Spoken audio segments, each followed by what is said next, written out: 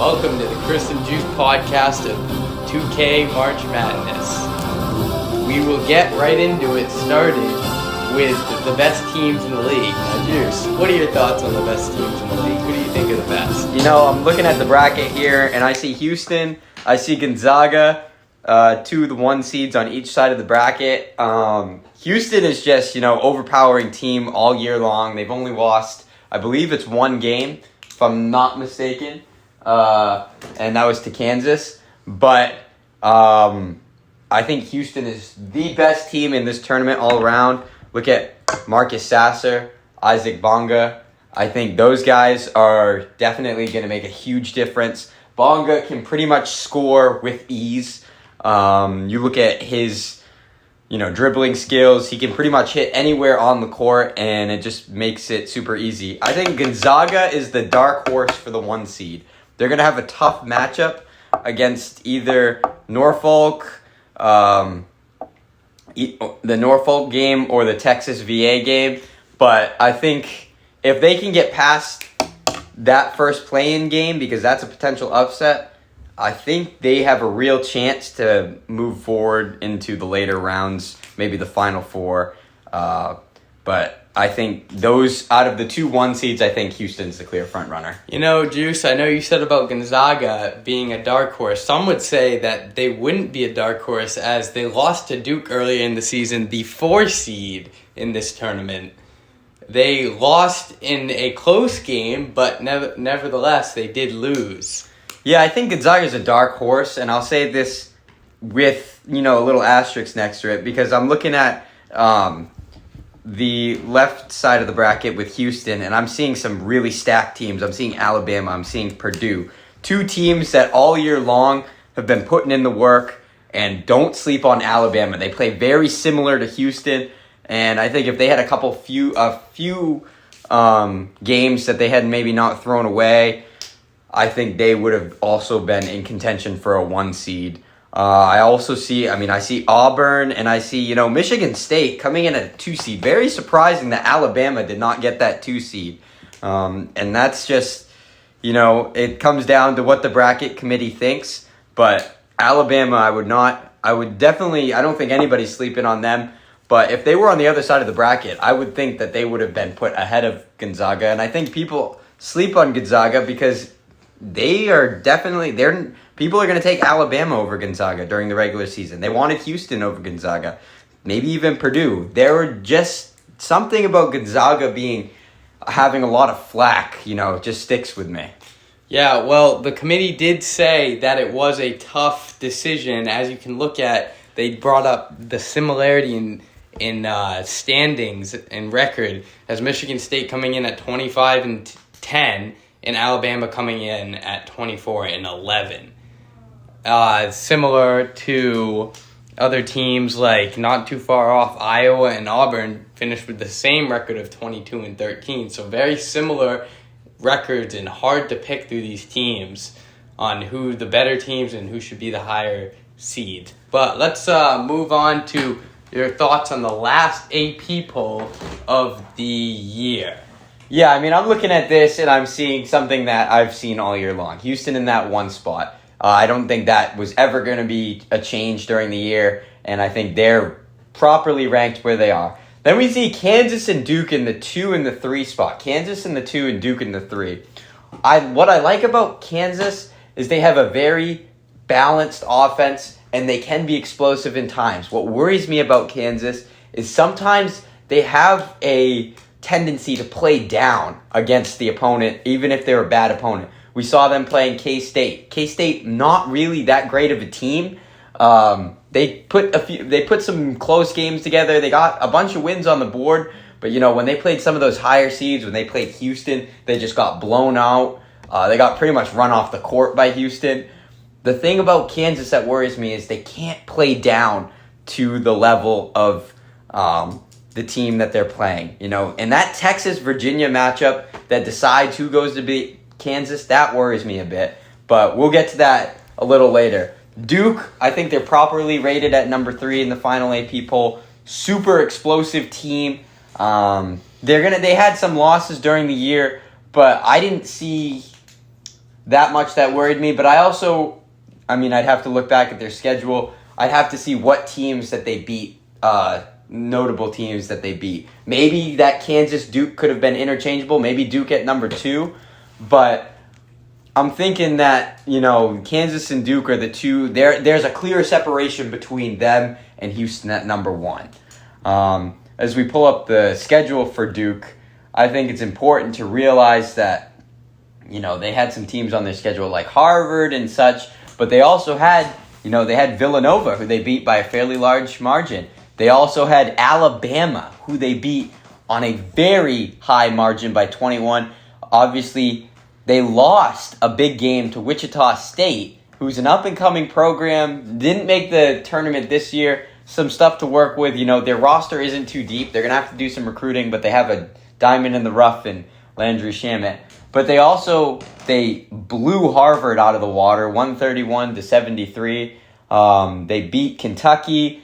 They beat Princeton only by 3 points. So, there's a little bit of a disconnect. They have blown a lot of teams out of the water. The big thing, though, is they've won some really big games. And, I think the final point on that ranking there is I think 2 and 3 can be interchangeable with Kansas and Duke. Yeah, well, if we go to Kansas's schedule, you can see that they have the exact same record as Gonzaga. Now, I'm wondering why the committee would put Gonzaga at 1 and Kansas at 2. As we pull up the Kansas, their past schedule, you can see that they beat teams like Michigan State by 10, which is also a 2 seed. They beat Houston, the 1 seed, which I would put them over the top, as Houston is pretty much the unbeatable team. I would have put them at the 1 seed, but I guess the committee doesn't agree. Here's the thing that the committee's going to look at, though. They're going to look at the K-State game, and they're going to see they lost a big head-to-head matchup against Alabama, and they lost another head-to-head matchup against Texas Tech. Now, Texas Tech, defending champs. Defending national champs were not as good as we thought they would be this year. And, KU losing that game, a close game against Virginia. They blew Texas out of the water, and this is the key one right here. Kansas versus Gonzaga. Gonzaga won the head-to-head matchup. That's a big one, but I don't think that was highlighted as much. I think Gonzaga was just a team that was under the radar, but, a big thing for Gonzaga is I don't know necessarily their strength of schedule. Did they get all the opportunities that Kansas did? The one opportunity they got was against Kansas, and they beat Kansas. Gonzaga, they usually don't have as strong a schedule, so their record is going to look better for the committee. And the committee, if they think they're just as good a team as Kansas with a better record than Kansas, they're probably going to give Gonzaga the edge. Now, looking back to the AP polls, squeaking in at the end of the AP polls, and the last 2 were Virginia and Purdue and UCLA. They squeaked their way in towards the end of the season. Your thoughts on those teams going in? Yeah, Purdue, a big thing for them. They had a couple big wins down the stretch, but their record did not, I think, reflect how they wanted their season to go. I don't think they finished the way they wanted to. I think they had a lot of kind of dumb losses that they didn't want to go the way that they did. UCLA, just a team that I could not speak long enough about. I think there is a lot to work with there. My opinion is they are one of the most explosive teams in the league. They have a great guard in Tiger Campbell. They have Jaime Jaquez. They've got a bunch of guys that they can work with. And, I would really highlight them in your brackets, folks. If you pick them anywhere, they are going to be a tough team to beat. Tiger Campbell is lights out from beyond the arc. He's a potential, player that's going to be up in the awards, and, no transfer portal talk yet, but he's an insane player, and he's got guys to work with there. And UCLA has had some really good wins throughout the year. So let's pull up some of the stats for individual players this season. And this is what we have. As we have points per game, we have Chris Murray with 31 points per game. I know we follow that with free throw percentage with Isaac Bonga at 95%, an unbelievable percent for the season, followed by Frankie Long with 90%. If you go down, we have Isaac Bonga up there again with steals, just all-out players. I mean, he's just the overall best player in my eyes in the league. Yeah, and I mean, you look at all these stats and players who are leading the league in their respective categories, and what do you see? You see Bonga leading in multiple categories. You see Chris Murray. You see Ochai Agbaji. But what does that all mean? They're all tournament teams. Kansas, Iowa, Houston, Kentucky's in a playing game. Again, Houston, Purdue, Jaden Ivey. We've got Kofi Cockburn, and in two categories, we got him in defensive rebounds and offensive rebounds. That is the only team, I believe, that did not make the tournament out of all of these players that are leading the league. But Cockburn, another great player, but look at the second runners in both of the rebound categories. Oscar Tshiebwe from Kentucky. Look, the big thing to notice here is the players that are making plays are winning their team games and getting them to the postseason, which is the end goal. Yeah, and if you look at the standings and why that Illinois team really struggled, they have a tough conference to play in. I mean, 12-23 is just not like them. But the Western is probably by far one of the hardest to play in, with Houston just overtaking that conference. But and they just underperformed this season. Would love to see them bounce back. Some lower teams too. Arkansas fell off towards the end too. Tennessee was up there. They fell off towards the end. A team that did try and make a push towards the end was Michigan. They did try and make a push towards the end, and at one point were projected to be in, just didn't end up making it. Now, if we take a look at the potential upsets in this bracket, I see right off the bat a Georgia State team that was 14-21 on the season. The record may not be the best, but they have beaten some big teams. You see their fans storming the court. I mean, some big wins for them. I see people picking UCSB. It's just I don't think they'll be able to overcome Kentucky. Yeah, a big thing, when you're looking at Georgia State and you're looking at UCSB is who are they playing and what is their route past the preliminary round. And Georgia State is playing a Baylor team who really underperformed this season. 14-20 was not where they wanted to be. 14-21 is not where they wanted to be. I mean, this Baylor team, a couple years ago, you look at them, they had guys like Anthony Pope who really highlighted the program. And now, not saying they're not a good premier program and they can't get back to that, but 14-21 for a team like them is a bit of an underachievement. I think Kentucky, they've had big things, but they're a tough team. They've got one of the best players in the league, Tshiebwe. But I would also put them on a possible, losing that first prelim round because UCSB, their center is insane. He can shoot the three ball. He can play down low. He's not a super overpowering guy. He just knows where to be on the court. But I would highlight this Georgia State team as they had a big win late in the season, I believe, against one of the better team in the league. We'll have to check the stats on that.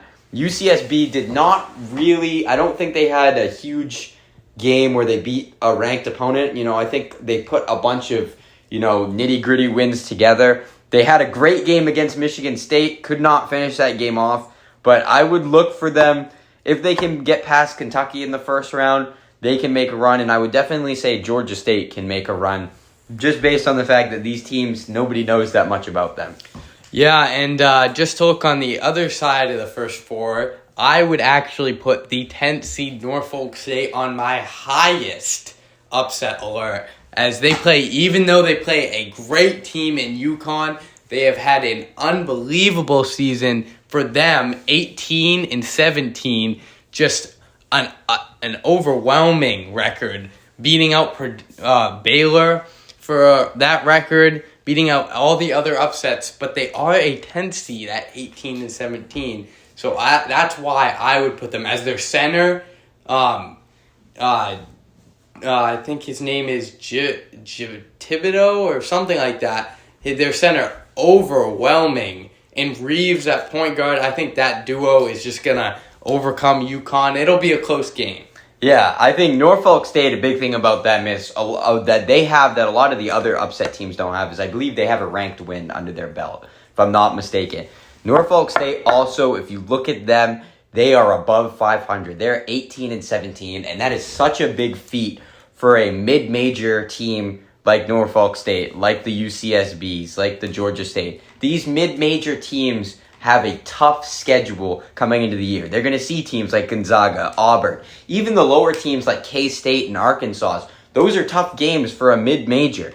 Norfolk State finishing at 18 and 17 just proves to me that they can make a deep tournament run if they can just get past this very good UConn team in the first round.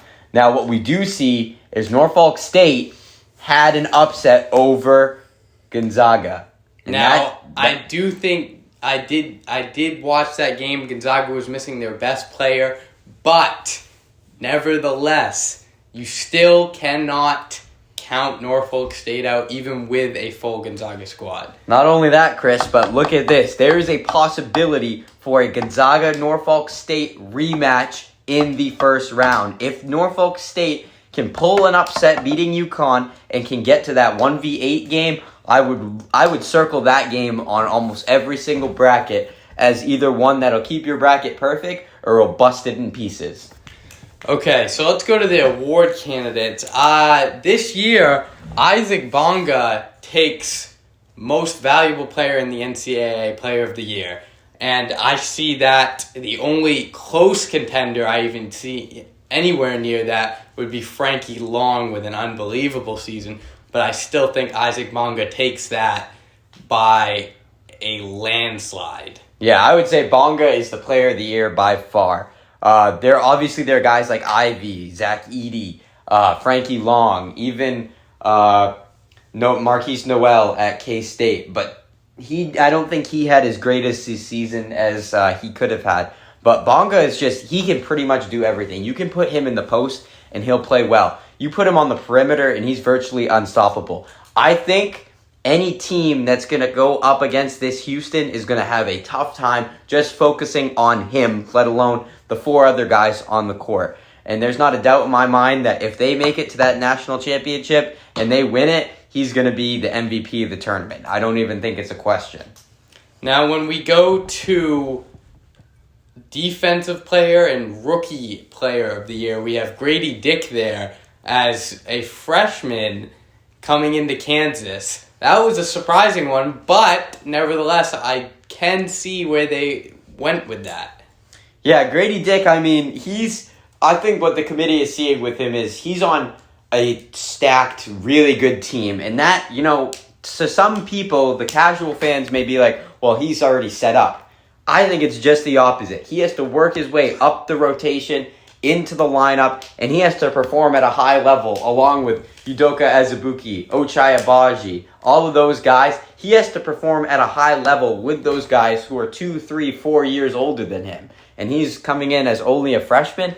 That's a game changer in the debate for Rookie of the Year. And I think, especially playing at a Big 12 top tier Power 5 school, he's going to be seeing the best opponents. He's going to be seeing the Houstons, the Gonzagas, the Auburns, the Iowas, the Alabamas, the Purdue. So he has to play at a high level against the other guys that are insane on these other teams. Now, when we look at the last award this year, as Naismith Player of the Year, we have none other than Frankie Long getting that award. Yeah, Frankie Long, the great thing about him is he's one of those premier players that you can count on in any situation. As we saw, he was right behind Isaac Bonga in the free throw percentage leaders, and that's the thing that is so undervalued in today's game. Getting back to the basics, focusing on free throws. How many games have we seen where it's come down to 1 or 2 free throws that has decided it or put it just out of reach for that other team? Long is just, he can do pretty much anything. He can take it to the basket. He can throw down over guys who are over 7 feet tall, and he can shoot the three ball like nothing. Another thing I'd like to highlight is he's got awesome teammates around him. He's got Max Asmus. He's got a bunch of guys around him that are willing to share the sugar with him and really get that offense going for him. And I think that's just a testament to how good a player he is, that his teammates can really trust him. Another thing is he's playing against the Kansases, the Houstons, Kentuckys, Auburns, Iowas. He's playing against these teams that is just putting him at another level compared to some of these other guys. Now, turning this into another direction for a second, teams that are trending up and down that you see on this tournament bracket. You know, one thing that I will say is I think this Houston team is obviously on the upward trend. They did lose a game to Kansas a little late in the season, but there's nothing that's telling me that they're going downhill. I am a little, as I said earlier that I liked Alabama, I am a little worried about them as they are on the same side as Houston. And, you know, there was a hype around them at the beginning of the season, and I just haven't heard about that as much towards the end of the year. So I am a little worried about them. I would also highlight Arizona. They've lost a few key games, some key matchups. I believe they lost to Purdue. I'd have to look and see who else. But for a team that started off pretty strong, I think they could carry on being strong in the tournament, but they got to put some of those downtrends later in the season behind them. Yeah, and as I would like to point out, a team that I see on the down end of this would be a UCLA team. They had a great, strong stretch at the beginning, had some struggles at the end, and I don't know how far they're going to make it, but I see them on the downtrend right now. Another team that I see somewhat on the downtrend would be a team like Purdue, as they had a tough stretch down at the end. I wouldn't count them out, but they really did have a tough stretch down in their last few games of the season.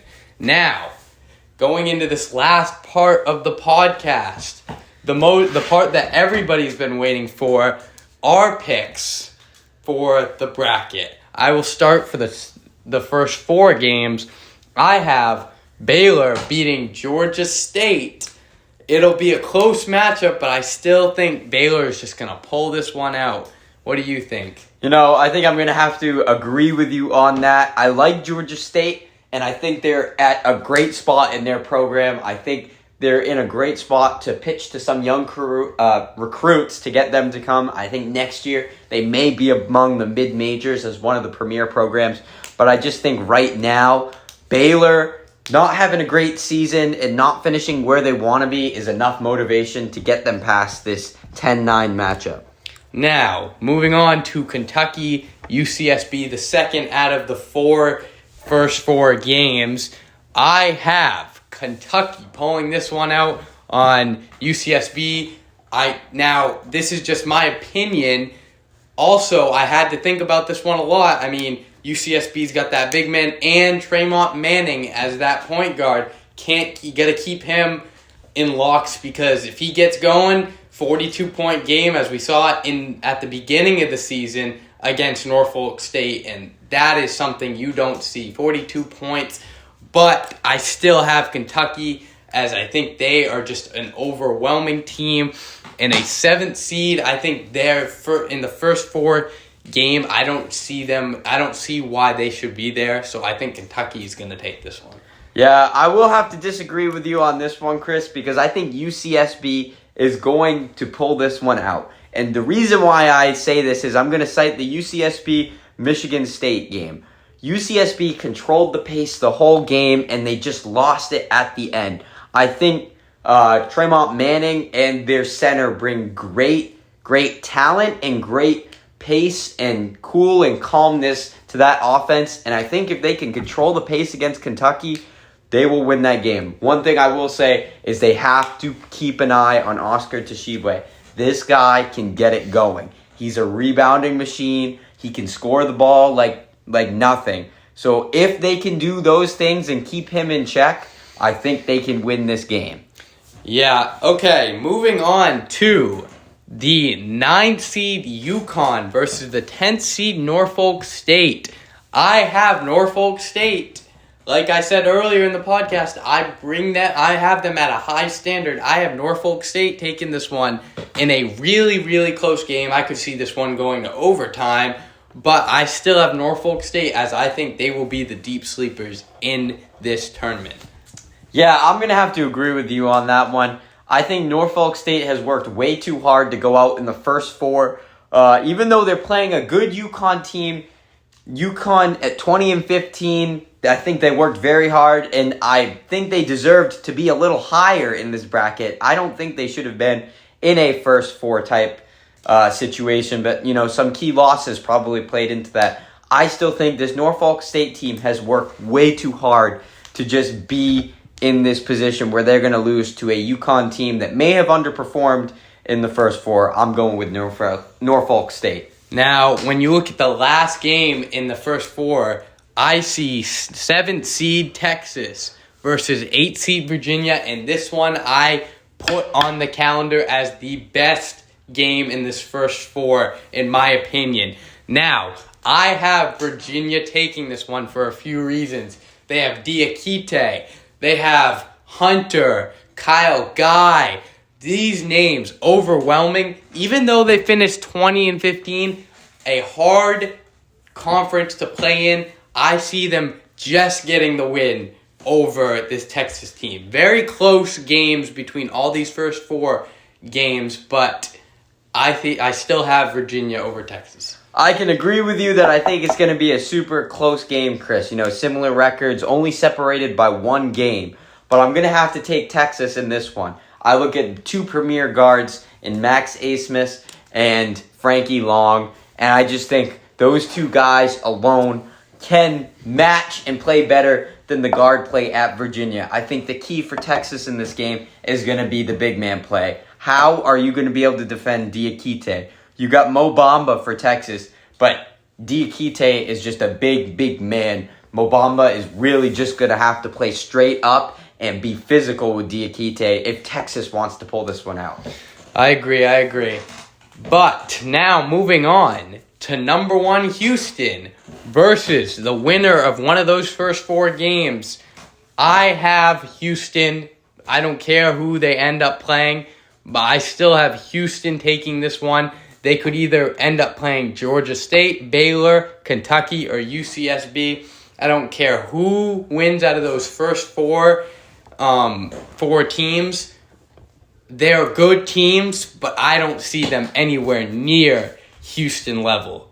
I can agree with you on that. As much as I love UCSB and I love a lot of these first four teams, Houston has demolished opponents throughout the season. They played some underdog teams like K-State, like Arkansas, and they just ran them out of that gym. And I haven't seen anything that indicates to me that Houston could potentially have a first-round collapse against an underdog team.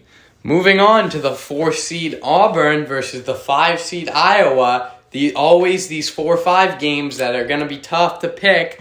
But I see Auburn taking down Iowa in this game. My reasoning behind this, Auburn, even though they're a little bit inconsistent, if they get going, this game will be long gone. They had a stretch where they beat 5 ranked teams during the season, as they said in the selection show. A record for Auburn and an unbelievable run in the middle of the season, having a little bit more struggle towards the end, but I see Auburn taking this one. Yeah, I agree with you that Auburn's a great team, and initially I was going to pick Auburn, but the thing that I remembered about Iowa is they have a true post player in Luka Garza. This guy is just, what you look for in an old-fashioned, is going to get down in the mud and slug it out with you. And I think if they can control the post game against Auburn, I think Iowa can move on. Guard play with the Murrays is going to be huge for Iowa if they want to get that next seed in the next round. But I think if Iowa can control the post, that is what is going to turn the tides for them to beat Auburn. Moving on to number 3, Alabama versus number 6, Purdue. Now, this one has me all messed up. I don't know who to pick in this game, but I am still going to go with the higher seed on this one. Number 3, Alabama. I see Purdue being a good team, and I can see how they could win this game. It's just I have to pick Alabama for reasons like that Purdue-Baylor game. Even though they won that, I still think they got a little bit lucky on that and one call at the end. Yeah, I can totally understand that. I think the difference maker in this game for Purdue is going to be Jaden Ivey along with how fast they can run up the court. I think that is just going to control the game. Alabama wants to run, and Purdue wants to run. Purdue's got Jaden Ivey, Carson Edwards. They've got Zach Edey down low. If Purdue can control the post along with running that ball up the court and playing as a team, something they've struggled with during the year, but I think has really brought it together against some really good teams like Arizona, I think Purdue will be able to move on and defeat Alabama. Continuing to number 2, Michigan State versus either the teams that will be the 7th seed, either Kentucky or UCSB, the winner of that game. I see, like I said, I have Kentucky going down to play Michigan State, and I have Michigan State winning this game. Yeah, I can see where you're coming from. But one thing that I have different is I have UCSB beating Kentucky in that first 4, and this is a rematch from earlier in the year. This is UCSB versus Michigan State.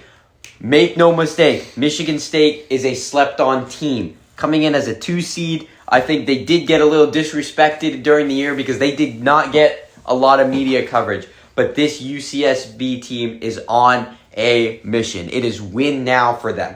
Their program's in a great place. I think they can also pitch to some recruits coming up, but this is a win now situation for UCSB. I think out of the upsets, they have the easiest route to the Final Four for an upset team. Moving on to the other side, the west side of the bracket. Number 1, Gonzaga versus who I have, Norfolk State. And this one, this one's a hard one to pick. I have Gonzaga taking this one. I just made that decision, but I think Gonzaga, even though they are a little bit inconsistent, I see them beating Norfolk State. Yeah, and I think we've talked so highly about both Gonzaga and Norfolk State, and I think in their own right, Gonzaga is also a dark horse upset type team. I don't think a lot of people are on the Gonzaga hype train like they are with Houston, like they are with Duke or with Arizona. And I think I'm going to have to say Gonzaga is going to pull this out. Not because I don't have faith in Norfolk State and not because I don't think they can win the game, but I think Gonzaga is also, like I said about UCSB, they're a team on a mission to prove something to people that people are saying, they come from the West Coast Conference. They don't have any competition. I think Gonzaga is in prime position to assert their dominance in this first game. Now, going to number 4, Duke versus the number 5 seed, UCLA. This one, not even a question for me. I'm going the Duke Blue Devils. And my reasoning on this one would be, I don't believe Duke is a 4 seed. I believe UCLA is a 5 seed or even higher or even lower, as I should say, as a 6 seed, a 7 seed. I could see them being anywhere there. I see Duke as like a potential 2-3 seed, and I just have them winning this one. Yeah, I can agree there. I think Duke should have gotten the nod ahead of Arizona. I don't think Duke is a 4 seed. With that being said, I think this is going to be a great matchup between Duke and UCLA. 2 high-powered offenses, 2 teams that, virtually at their best are unstoppable. I'm also going to have to take Duke on this one. From what I've seen, Duke's got a deep bench, and when they get the ball, they can run with it. And I think the factors for Duke are not Zion Williamson, but their big man play outside of Zion. That's going to be the key thing. Zion's a great player, but he's not going to carry the load like he used to. I really think that how Duke works outside of Zion Williamson is going to be the key to them beating UCLA. Now, moving on to this 3-seed Arizona versus the 6-seed Texas Tech. Now, I would hate to count out Texas Tech this early, but I see Arizona taking this one for a few different reasons. Arizona big men, unbelievable. They, under the radar for what they've done this season, having a little bit of trouble this season towards the end and at the beginning, but when they get playing, no one is stopping that duo with Koloko, I think, and Ballo. Nobody will stop those 7-foot giants. Yeah, I'm going to have to slightly disagree on this one. Arizona is the team, I think, on this side of the bracket to beat. I think they're in the conversation with Kansas and Duke. I think Arizona has such a high-powered offense. With that being said, I think Texas Tech is an upset you need to circle. Texas Tech played Texas earlier in the year. A big battle, interstate battle between two rival schools, and Texas Tech ran away with that game. So I am taking Texas Tech with this matchup just because I think Arizona down the stretch lost a game to Purdue, and I think they lost some games that they really shouldn't have, and I think they're feeling a little unstable in the tournament, and I think Texas Tech is playing with all of the momentum, being seeded fairly high at a 6 seed. Maybe they should have been a lower seed, maybe a 4 or even a 3. Yes, now going down to Kansas, the number 2 seed, versus the 7th seed winner of Texas versus Virginia. As obviously I said I have Virginia earlier. I have Kansas winning this easily, no doubt in my mind that Kansas is going to take this game. I think it could have the potential to be close if Kansas plays down to their opponent, but I see Kansas pulling this one out all day. Yeah, I can agree that I think this is going to be a game where Kansas can run away with it. That is not a doubt in my mind. They played the pick that I had in the play-in game. They played Texas early in the year. Fairly close game, but Kansas had the edge pretty much the whole game, and they ran away with it in the end. With that being said, I'm going to have to take Texas in this. I think it's going to be a revenge game for them. I think they can handle Kansas, but I think the big thing is you got to get Max Abmas involved. In the game against Kansas late in the season, it was all Frankie Long. He played great, but not a lot of help from his teammates. I think if they can play together and they can contain this Kansas offense, Texas can move on, and they have the potential to make a run. I agree. Going back to the west side, Houston-Auburn. Even though I know Auburn can get going, even at Auburn's highest, I still see Houston taking this one to move on to the Final Four as my first Final Four team. Similar to that, I do have Houston moving on from that first round game, but I also have Iowa, and I think this Houston-Iowa matchup is a remedy for a possible upset for Iowa. Houston loves to run, but I think if Iowa can slow down the game, they've got a chance, and they've got something that Houston doesn't. And Iowa has a true big man in Luka Garza. I'm going to take this as an upset. I know the percentages are not in the favor of Iowa. I don't even know if Iowa played Houston all year long. But what I like about Iowa is they're not talked about, not a lot of hype around them, and they get a chance to knock off the number 1 seed.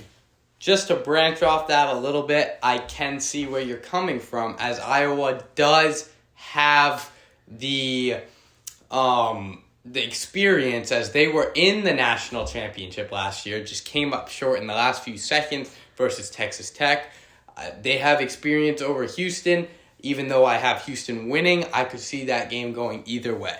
Now, that being said, moving back down to number 3, Alabama versus number 2, Michigan State. I have Alabama taking this one over the number 2 seed. I say this because even though Michigan State is a great team, I have Alabama beating them as little things like Michigan State. I know they pulled the one versus UC Santa Barbara out, but if they are having struggles with those teams, even though UC Santa Barbara is a good team, Alabama didn't have struggles like that against the lower teams like that in the season. I have Alabama beating Michigan State in this one to go to the Final Four as my second Final Four team.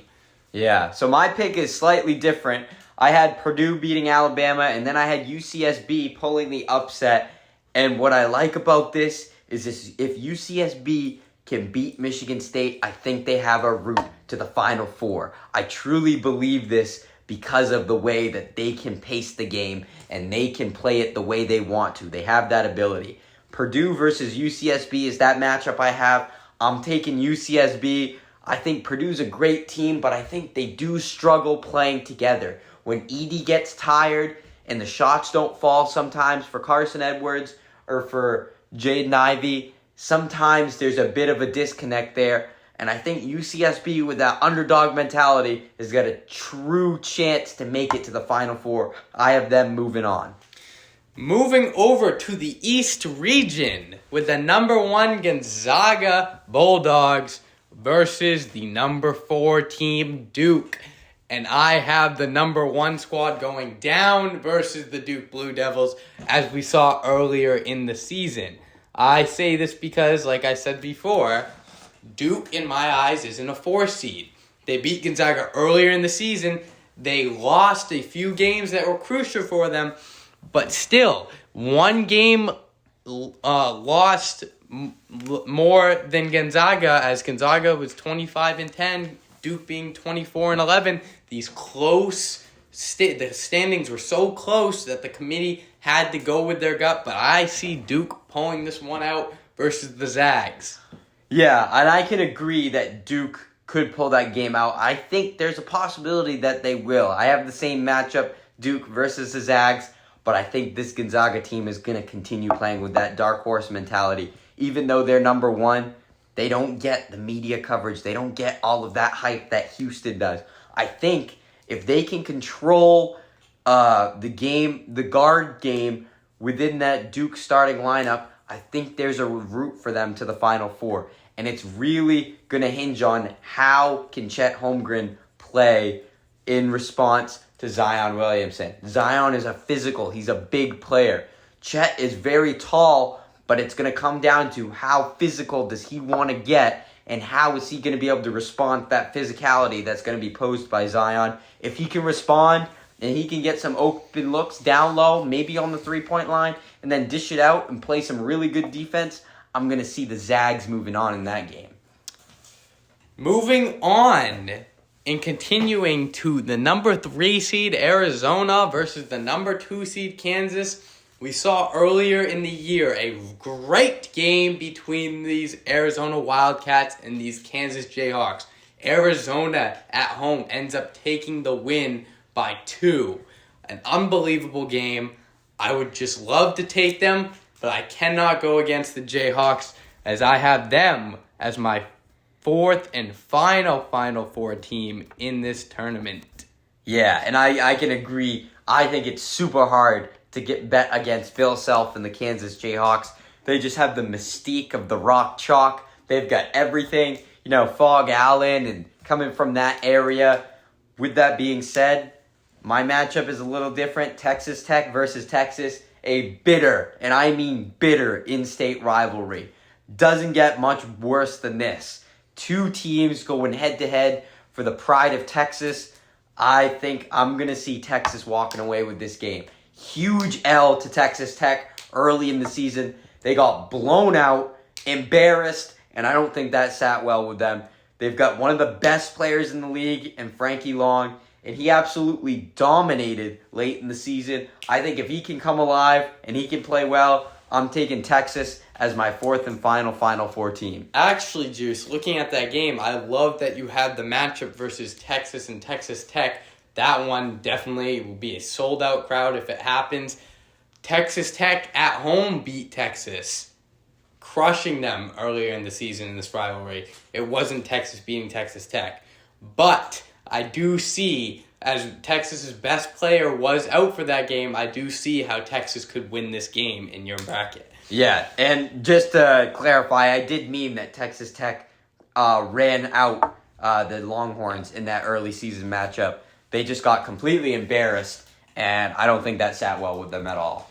Moving on to the other side, back to the west side, with number 1 Houston in my bracket versus number 3 Alabama. And as I've kept going, Houston will not lose to Alabama. I don't see that happening. I will have Houston going to Phoenix in the national championship. Yeah, I have a slightly different matchup, although if Houston can really get it going, there's a definite possibility they will find themselves in Phoenix. What I see for my bracket is I've got Iowa and I've got UCSB squaring off. UCSB, great underdog story. I think there's a lot there, and I do think they have a true chance to get to that championship game if they can play their cards right. But I also see this Iowa team that is just looking to get back to that championship game, to get back there, to play for a chip, for the twins, the Murray twins, and to really show Iowa pride. I think there's a true chance for them to make some noise in this tournament.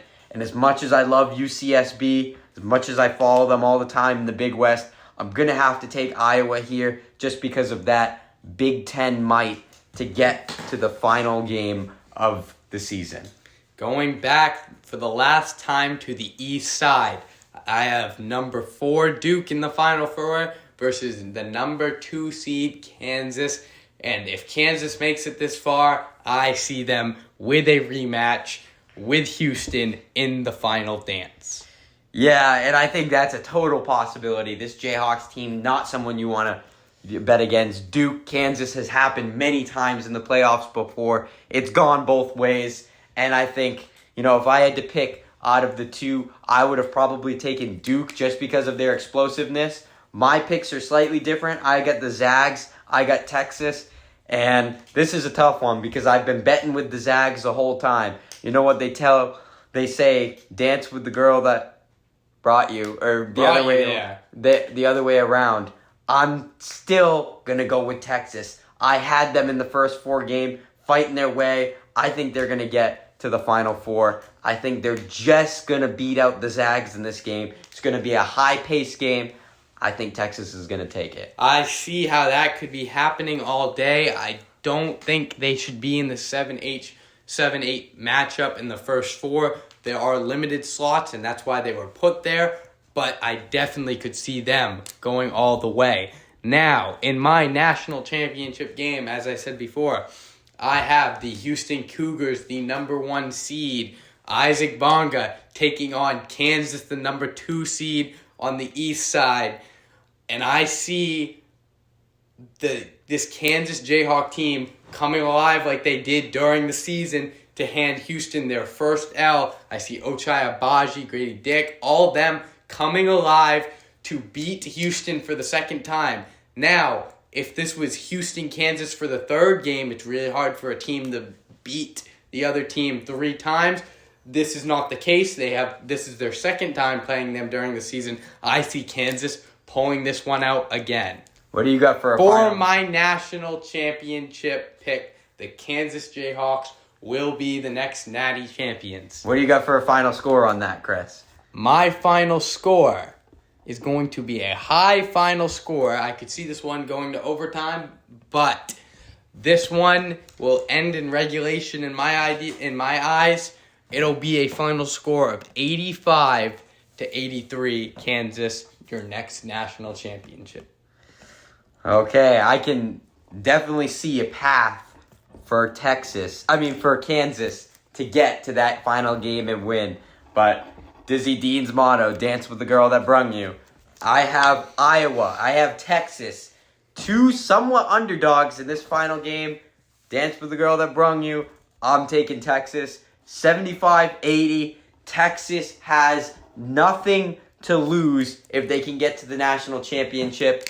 I think they're going to play with that Big 12 mentality. I think a lot of tough losses during the year to Kansas, to Texas Tech, I think that's just fuel for them. I think they're going to get back as an underdog.